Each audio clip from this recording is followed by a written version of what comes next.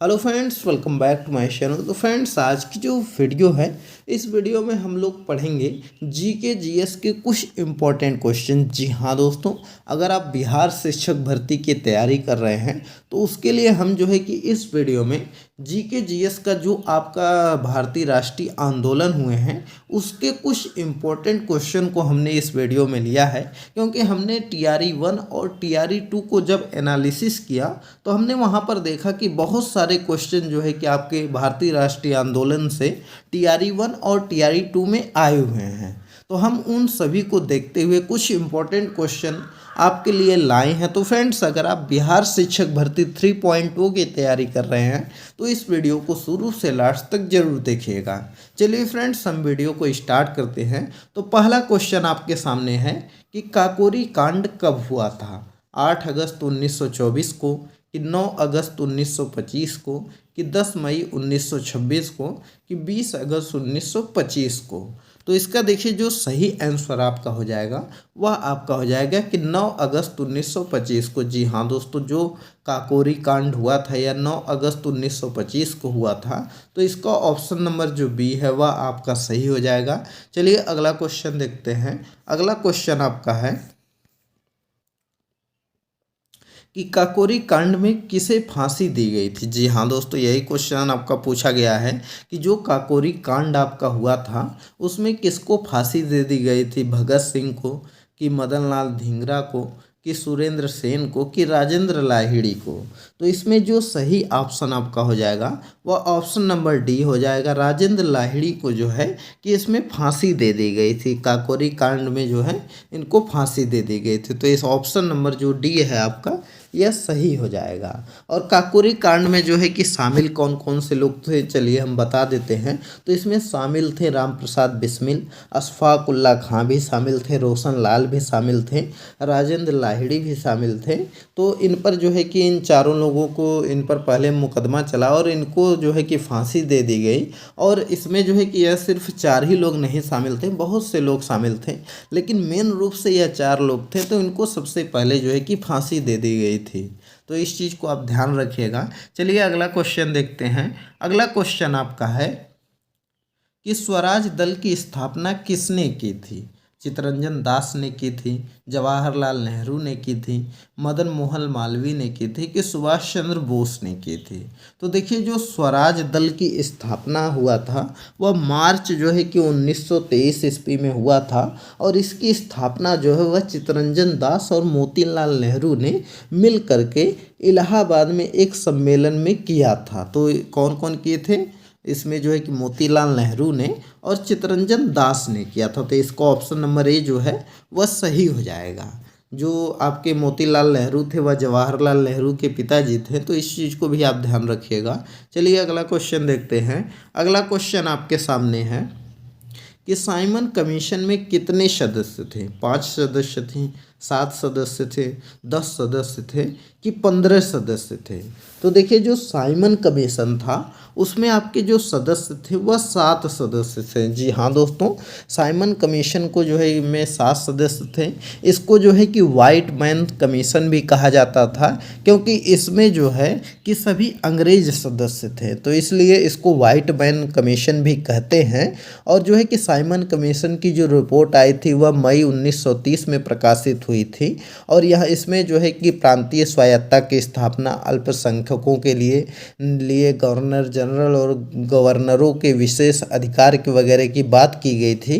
तो यही था साइमन कमीशन। और साइमन कमीशन का जो है बहुत ही ज़्यादा इंडिया में विरोध भी किया गया था। तो जैसा कि आप जानते ही हैं कि लाला लाजपत राय ने भी साइमन कमीशन का विरोध किया था और वहाँ पर पुलिस की लाठी के प्रहार के चलते उनकी मृत्यु हो गई थी।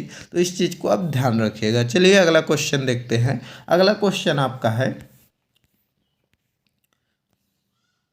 कि कौन सी रिपोर्ट 1935 के एक्ट के आधार पर बनी थी? 1935 में जो एक्ट था उसके आधार पर कौन सी रिपोर्ट बनी थी? मुड़ीमान समिति रिपोर्ट, कि मॉन्टेग्यू चेम्सफोर्ड रिपोर्ट, कि साइमन कमीशन रिपोर्ट, कि मोतीलाल नेहरू रिपोर्ट। तो यह जो इसका सही आंसर है वह साइमन कमीशन रिपोर्ट। जी हाँ दोस्तों, साइमन कमीशन रिपोर्ट जो है 1935 के एक्ट के आधार पर बनी थी। तो इस चीज़ को आप ध्यान रखिएगा, ऑप्शन नंबर सी जो है वह आपका सही हो जाएगा। चलिए अगला क्वेश्चन देखते हैं। अगला क्वेश्चन आपका है कि बारदौली सत्याग्रह कब चलाया गया था? 1926 में, 1927 में, 1928 में, कि 1930 में? तो देखिए, जो बारदौली सत्याग्रह चलाया गया था यह 1928 ईस्वी में चलाया गया था। जी हाँ दोस्तों, 1928 ईस्वी में बारदौली सत्याग्रह चलाया गया था। और बारदौली आंदोलन सूरत के बारदौली तालुके में वर्ष 1928 में जो है किसानों द्वारा लगान जो है कि न अदा करने के लिए चलाया गया था। जी हाँ दोस्तों, जो किसान लोग चलाए थे बारदौली सत्याग्रह, उसमें जो है कि उन पर चालान लगता, तो चालान जो है कि न देने के लिए, लगान जो लगता था, लगान न देने के लिए यह जो है कि चलाया गया था। तो इस चीज़ को ध्यान रखिएगा। चलिए अगला क्वेश्चन देखते हैं। अगला क्वेश्चन आपका है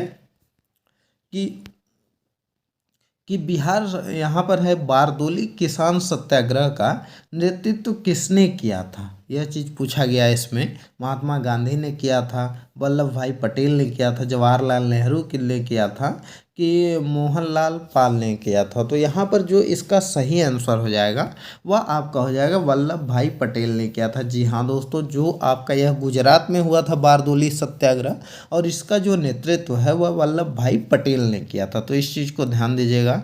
चलिए अगला क्वेश्चन हम लोग देख लेते हैं। तो अगला क्वेश्चन आपका है कि नेहरू समिति के सदस्य कौन नहीं थे? तो जो नेहरू समिति बनाई गई थी इसमें इसके सदस्य कौन नहीं थे? सुभाष चंद्र बोस नहीं थे, तेज बहादुर सप्रू नहीं थे, कि जवाहरलाल नेहरू नहीं थे, या शोएब कुरैशी नहीं थे? तो इसका जो सही आंसर आपका हो जाएगा वह हो जाएगा जवाहरलाल नेहरू सदस्य नहीं थे। जी हाँ दोस्तों, इसके जो है कि जवाहरलाल नेहरू इसके सदस्य नहीं थे, क्योंकि यहाँ पर नेहरू लगा है तो बहुत लोगों को यह लगता है कि नेहरू तो ऑलरेडी सदस्य रहे होंगे, लेकिन जो है कि इसके सदस्य मोतीलाल नेहरू थे, न कि आपके जवाहरलाल नेहरू। तो यह एग्जामिनर जो है कि आपको कंफ्यूज करने के लिए ऐसे क्वेश्चन दे सकते हैं, तो इस चीज़ को आप ध्यान दीजिएगा। चलिए अगला क्वेश्चन देख लेते हैं। अगला यहाँ पर चलिए एक चीज़ और आपको बता देते हैं कि यह जो नेहरू समिति बनी थी तो इसमें कौन कौन से लोग सदस्य थे, सदस्य के बारे में बात कर लेते हैं। तो पहला जो सदस्य थे वो मोतीलाल नेहरू आपके थे, उसके अलावा सुभाष चंद्र बोस थे, सर इमाम अली थे, उसके अलावा सर तेज बहादुर सप्रू भी थे, उसके बाद जी.आर. प्रधान थे, यहाँ पर एम अड़े भी थे, और शोएब कुरैशी भी थे, और मंगल सिंह भी, सरदार मंगल सिंह भी इसके सदस्य थे। तो इस चीज़ को आप ध्यान रखिएगा, क्योंकि कभी कभी जो है कि यह जो मैं सदस्य बताया हूँ आपको, उनमें से यह पूछ लेता है कि कौन इनमें से नेहरू समिति के सदस्य नहीं हैं, तो ऐसे में कन्फ्यूजन हो जाता है। तो यहाँ पर आपको याद होना चाहिए सभी सदस्यों के बारे में। चलिए अगला क्वेश्चन देखते हैं। अगला क्वेश्चन आपका है कि नेहरू रिपोर्ट कब प्रकाशित हुई थी? अगस्त 1928 में, दिसंबर 1928 में, जुलाई 1929 में, कि दिसंबर 1929 में? तो देखिए, जो नेहरू रिपोर्ट आपकी आई थी यह आपकी आई थी अगस्त 1928 में। जी हाँ दोस्तों, अगस्त 1928 में आपकी नेहरू रिपोर्ट प्रकाशित हुई थी। तो इस चीज़ को आप ध्यान रखिएगा। चलिए अगला क्वेश्चन हम लोग देखते हैं। अगला क्वेश्चन आपके सामने है कि नेहरू रिपोर्ट में भारत को कौन सा दर्जा मांगा गया था? डोमिनियन स्टेट का, संपूर्ण प्रभुत्व संपन्न का, कि औपनिवेशिक सत्ता का, कि पूर्ण स्वराज का? तो देखिए, जो नेहरू रिपोर्ट आई थी उसमें जो है कि भारत को डोमिनियन स्टेट का दर्जा जो है कि मांग की गई थी, कि भारत को जो है कि अधिराज्य का दर्जा दिया जाए। तो फिलहाल उसमें रिपोर्ट में यही चीज़ था, तो इस चीज़ को आप ध्यान दीजिएगा। चलिए अगला क्वेश्चन देख लेते हैं। अगला क्वेश्चन आपके सामने है कि किस रिपोर्ट में मूल अधिकारों को प्रतिपादित किया गया था? जी हाँ दोस्तों, यहाँ पर पूछा गया है कि किस रिपोर्ट में जो है कि मूल अधिकारों को प्रतिपादित किया गया था। मॉन्टेग्यू चेम्सफोर्ड रिपोर्ट में, कि साइमन कमीशन रिपोर्ट में, कि मूडीमन समिति रिपोर्ट में, कि नेहरू रिपोर्ट में।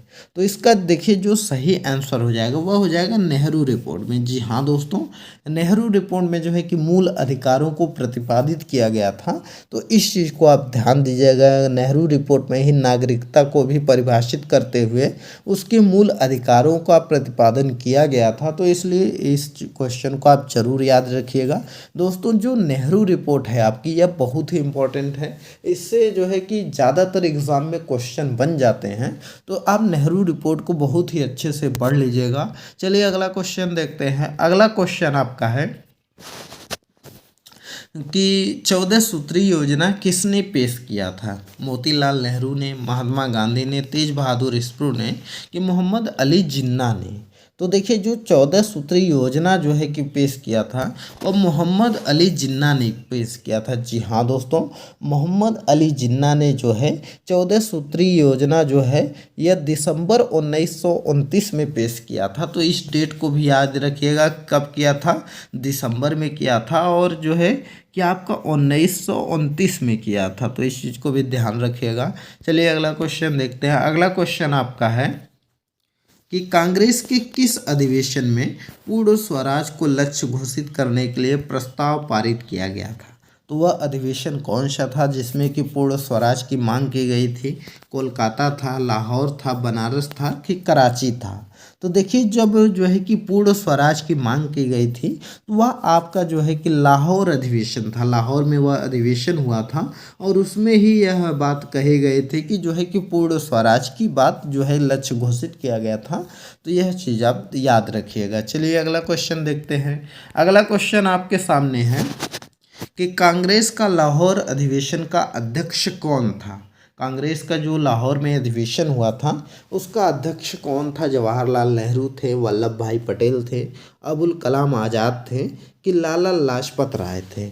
तो इसका जो सही आंसर हो जाएगा वह आपका हो जाएगा जवाहरलाल नेहरू। जी हाँ दोस्तों, जवाहरलाल नेहरू की अध्यक्षता में ही यह बात कही गई थी, जो है कि पूर्ण स्वराज की बात कही गई थी। तो इस चीज़ को आप याद रखिएगा।